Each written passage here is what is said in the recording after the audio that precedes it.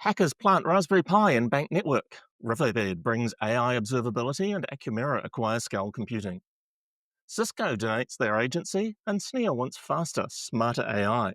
Cycode uses AI for DevSecOps, and Trump's new tariffs disrupt industries and raise tariffs. All this and more, maybe some snarkasm, all on the Tech Field Day Rundown. Welcome to the Tech Field Day Rundown, where each time we meet, we run down the IT news of the week with a variable degree of snarkiness. I'm your host, Alistair Cook, and I would like to welcome you to Root Beer Float Day.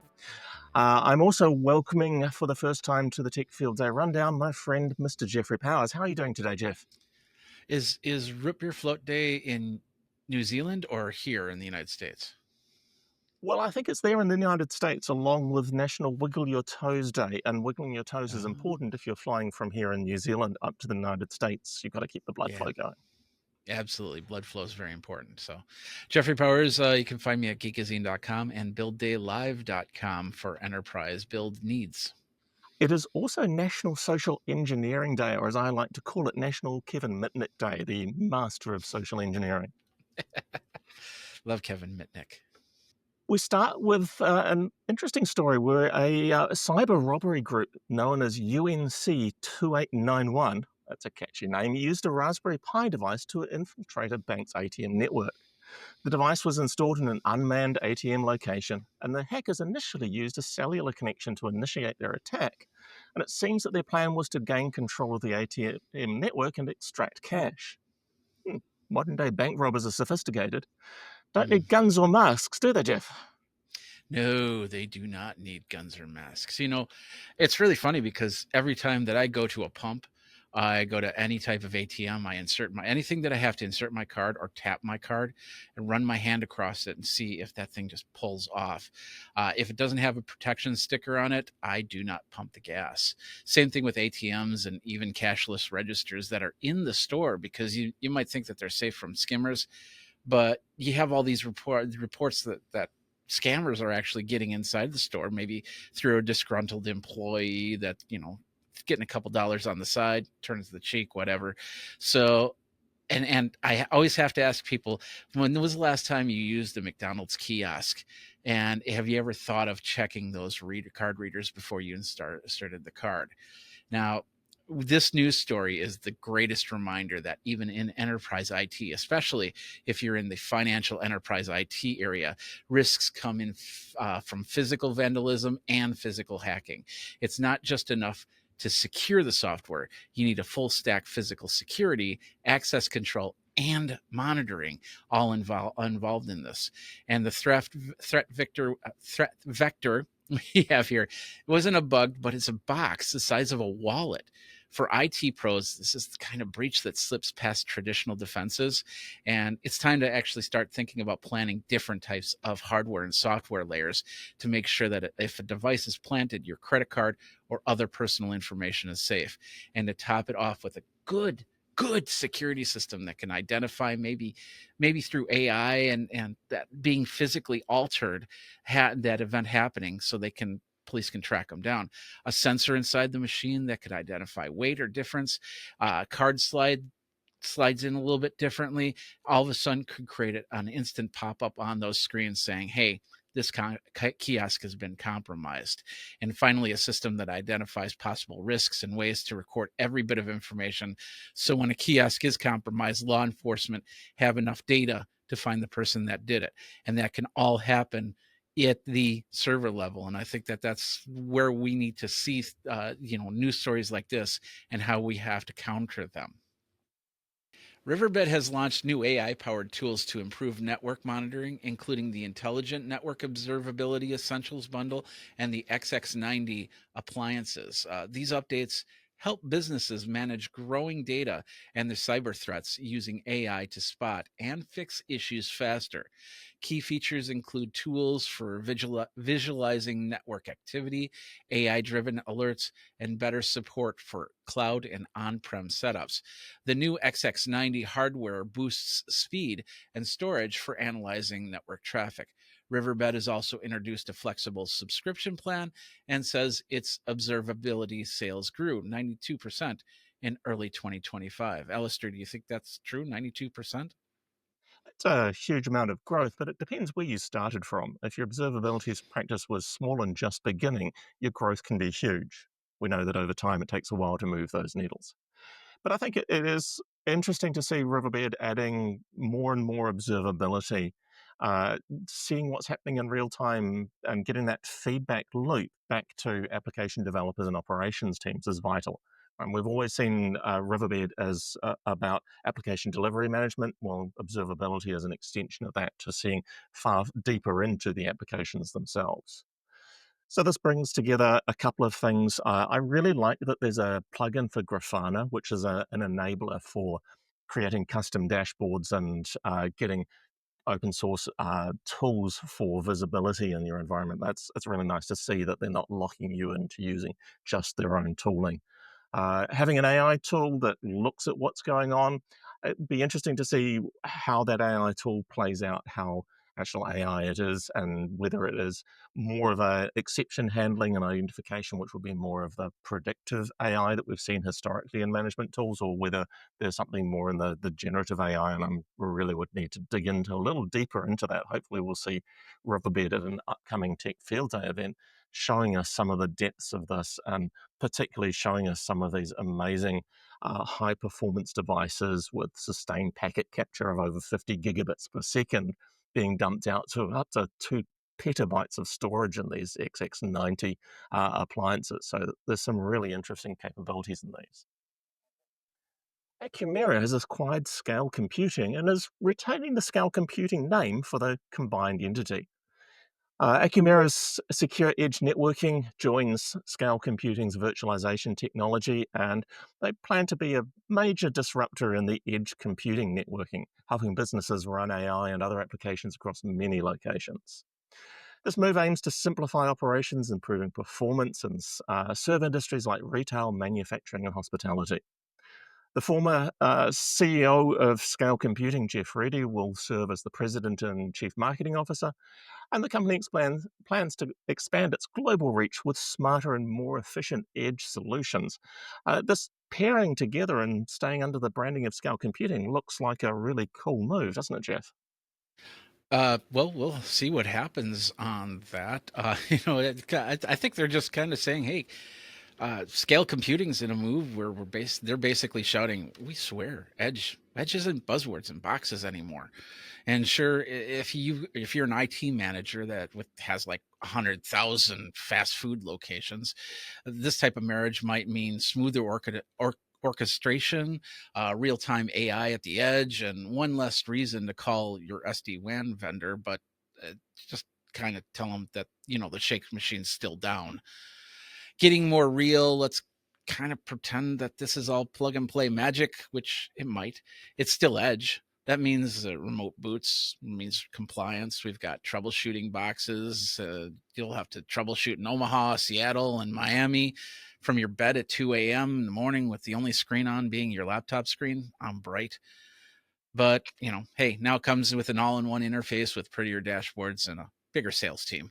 On the security front, it might solidify them as being the absolute best in cybersecurity for edge computing in a distributed enterprise, but only time will tell if they can take that belt home with them. AGNTCY, a project that helps AI agents work together across different systems, is now part of the Linux Foundation, backed by companies like Cisco, Dell, Google Cloud, Oracle, and Red Hat. As more platforms create their own tools, AGNTCY aims to unify them with open standards for discovering, identifying, messaging, and monitoring agents so they can easily collaborate like humans do. By donating the full framework to the Linux Foundation, AGNTCY ensures that the project stays open, it stays neutral, and community driven, helping building trust foundation for agent based AI systems across the industries. So, Alistair, is this type of system better as an open source cross platform type thing, or did they make a mistake? Well, I think it's definitely one of those situations where we're seeing a plethora of standards turning up in agentic AI. So agentic AI is where some AI system is not just doing an analysis, but it's completing a task. And normally it's a small task, and you build a larger system out of a series of small agents doing very specialized tasks. The agency framework aims to make it easier to use agents that aren't just from a single vendor. So you don't have to commit yourself entirely to just one company's agent mechanisms. You can combine agents from different vendors. Interesting that this came out of Cisco, was actually from Outshift, a component of Cisco, and supported by Dell and Google Cloud and Oracle and Red Hat. And so there's a bunch of people behind agency. It's a related standard to the A to A standard that we've previously seen, so A to A communication between agents, and is sort of sits in parallel to the Model Context Protocol (MCP) standard that we've seen as well. I think it's a sign that agents and agentic AI are starting to mature when we get beyond a vendor who says you have to come to us and get everything because we're the only ones with a vision. And we get to the more mature position of we'll have agents that are working on our technology and they'll interact with agents that are working on other vendors' technology. I think that element of being able to build a multi-agent software lifecycle across different vendors is really important. And the only way that happens is through standards that aren't entirely owned by a single industry organization. So putting this framework out into the Linux Foundation, absolutely, it's a good move. Time will tell which of the standards we're actually going to use over time. We've seen this previously that there were a whole lot of different ways of doing orchestration of containers, and eventually Kubernetes won out. We will see the same thing here. Eventually, the collection of standards or the single standard that unifies will emerge as a popular acclaim. SNIA, the Storage Networking Industry Association, believes that CPUs could be a bottleneck between storage and GPUs in AI systems. The Storage.AI initiative places the storage on the same ultra-fast network as the GPUs, and it appears that the optimal infrastructure design for AI infrastructure is still very much a moving target. Jeff, where should I attach my storage in my AI infrastructure? Well, first of all, Gesundheit. And that's a good question. Where should we? Because it looks like SNIA has just kind of hit the panic button right there. Hopefully, it's going to bring together industry leaders, rethink how we feed that AI beast. Enterprises are always basically burning through power, they're burning through dollars, and they're burning through IOPS because their infrastructure just wasn't built for that AI pipeline. So hopefully this project will look at aiming to create vendor neutral standards for AI optimized storage through high throughput, through low latency, through tiered data flow. For IT leaders, it's a future proofing move. If you're not storing data anymore, you're feeding intelligence engines that basically needs a whole new playbook, and that's where they need to start writing here. I consider it to like back in the day when we had to compress files to save disk space and transfer rates. But I've even been using AI to knock down some of my storage needs, running programs that find duplicate files on systems and kind of nixing them, finding out which one's the better one, finding systems that actually can be reduced so there is more storage. But then that means there's more storage to be had and more files to be had, and then we run into the same problem and we run into the same hardware limitations from there. So we'll see what happens on this whole thing, if it actually does help us in the future. Cycode has added an AI tool to its security platform that helps teams figure out which software issues are the most dangerous so they can fix them first. Obvious. It also offers other AI tools that suggest fixes and track code changes. These tools give better context and reduce false alarms. As AI creates more coding mistakes and hackers to use AI to find them, having smarter security tools is becoming more important. With new rules and sharpened responsibility between developers and security teams, keeping software safe is now a bigger focus. Do you agree, Alistair? Well, I think there's an arms race going on between bad actors and software developers or the infrastructure and DevSecOps teams. And that's not news, it's just a change in the tooling that's being used. So Cycode here is doing some analysis of changes that are being made in source code repositories and identifying things like vulnerabilities in those source code repositories. And more than just identifying that a vulnerability exists, but looking at the criticality of that vulnerability, whether there are other mitigations for the base level vulnerability built into the code or particularly the infrastructure around it. The Cycode tools are aiming to make sure that as developers are fixing vulnerabilities, they're fixing the ones that are actually a risk rather than just hitting everything that's got a CVE number assigned to it. I think that's a really important thing because focusing on where the risk lies is vital to making sure that you're safest from compromise. This application security posture management platform that is from Cycode is definitely going to be helpful, particularly if you're working with open source kind of projects as well. But anywhere that there might be a supply chain attack, and we've seen supply chain attacks on people's source code repositories. We covered in the rundown, I think it was last week, around a compromise that was in a plugin for Visual Studio Code that was allowing an attack through that Visual Studio Code plugin. These kinds of elements of code coming in from external sources needing to be analyzed and needing to be looked at for changes. This is exactly where Cycode is attacking with these AI agents, and we should see this being really helpful. Future Group surveys found that these kinds of DevSecOps automation tools and cybersecurity orchestration are really important things for our customers, and that they really are looking for ways to help reduce the risks around the high speed and open development of applications that they have.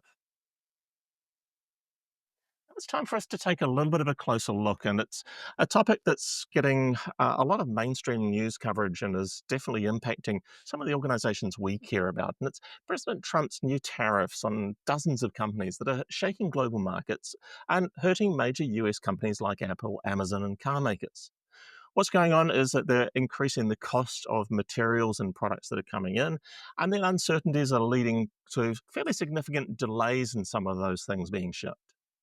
Apple themselves expect to be paying about $1.1 billion in tariffs just this quarter, and Ford estimates $2 billion for the entire year. That's money that's being paid by American consumers into the government's tax funding. The tariffs do aim to fix the trade imbalance, and the tariffs are being levied against foreign companies that sell more products to the United States than they buy from the States. And the objective is that this makes it more competitive for US based companies to build things. And this takes a while. There's our problem. There's a big lag time between having this tariffs come in and the jobs and the productivity onshore that the tariffs are supposed to encourage. Right now, job growth is slowing because we have that latency between. We have that delay of higher costs for products, but we don't yet have the ramped up production domestically. And it's likely to be some time for that. Experts warn that the economy could suffer as it slows down and more costs are passed on to consumers.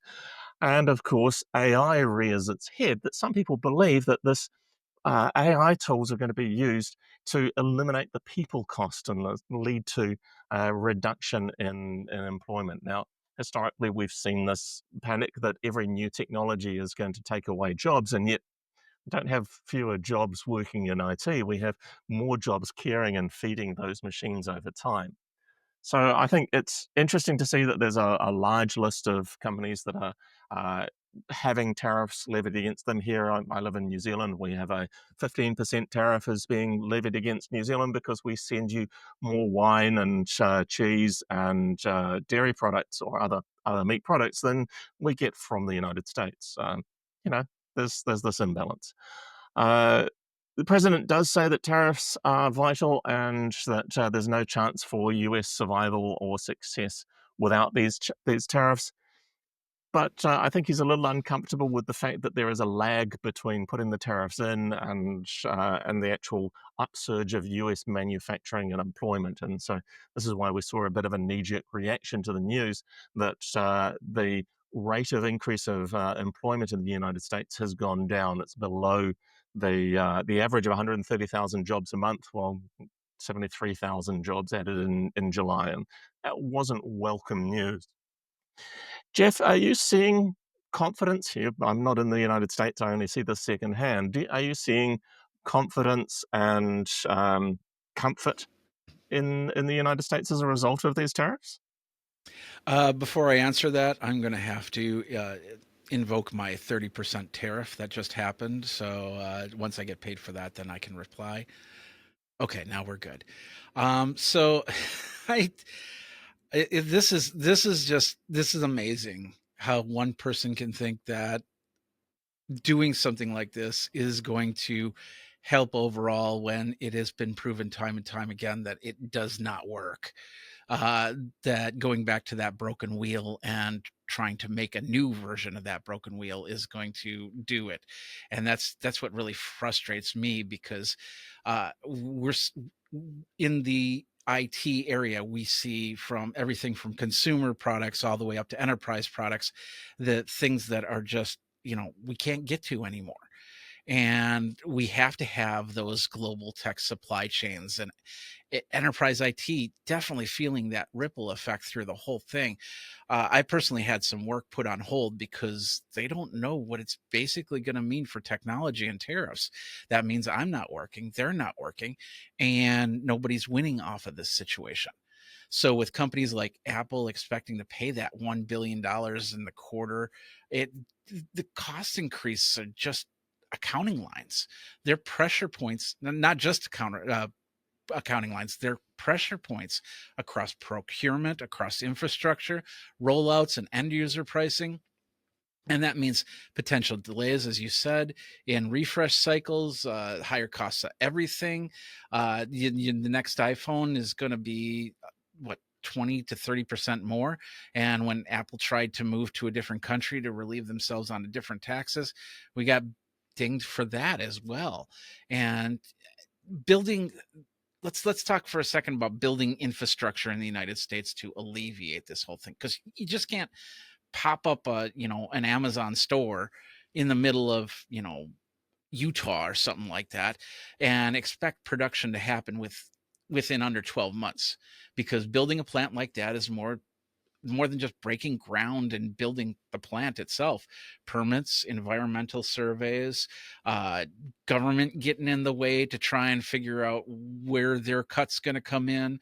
And more than that, that's going to take more than 12 months alone. So if we were to build a plant, because we tried this, Foxconn was going to come to Wisconsin and do all this. And they went through so much red tape. They first started in Ohio. They went through red tape. They moved to Wisconsin. And then we ended up not getting Foxconn at all in the United States. So it just doesn't make sense. It's set up for failure. And that's what really frustrates me. Adding in things like AI, stressing infrastructure, that's the only option is to pay. And that means thinning staff and sending these bumps to the client. And that's what's really, I can see it. I don't understand why other people cannot, but I digress. I think the plan is a long term plan. It involves pain at the moment, and I think that pain is going to take some time to pass. Hopefully, some more of the trade deals negotiations go through, and we see some reductions in these tariffs over time. But that really comes down to the strength of those negotiations, the ability of those negotiating change. Speaking of the real world, we have some things coming up. Jeff, you're going to be in Cleveland for an event in the next couple of weeks. That is correct. It's going to be my first time at Share Cleveland. This is everything that deals with mainframe. IBM just came out with a new AI mainframe a couple months ago, and we're going to probably see a lot about that. That's going to be, of course, a hotbed topic, is bringing AI into mainframe.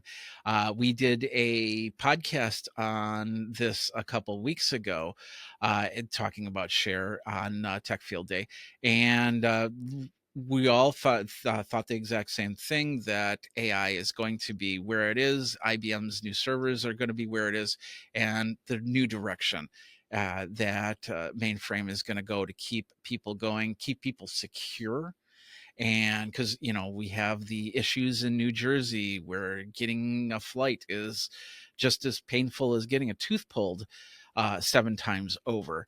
And so, how is the new direction going to affect finance, going to affect flight, going to affect trains, going to affect buses, and all that other stuff?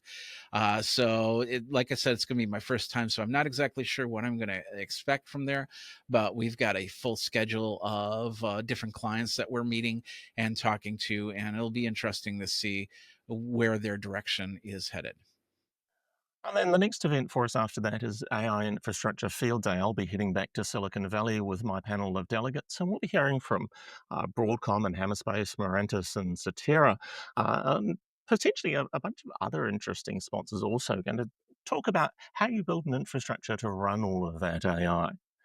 Following on from that, later in September, Tom Hollingsworth will be back talking all things security again in Silicon Valley. He'll have Nile and SquareX and 1Password as presenting companies for that event. And you can check out all of our Tech Field Day events on the techfieldday.com website. Thanks for watching the Tech Field Day rundown with all of the news that's ready to be run. You can catch new episodes every Wednesday as a YouTube video or on your favorite podcast application. The rundown is streamed on TechStrong TV as well, and you can often catch us at other TechStrong and Futurum Group events and programs. We'll be back next Wednesday to talk about all the IT news of the week. And until then, for myself and for Jeffrey Powers and all of us here at Tech Field Day, is wishing you and yours a great day.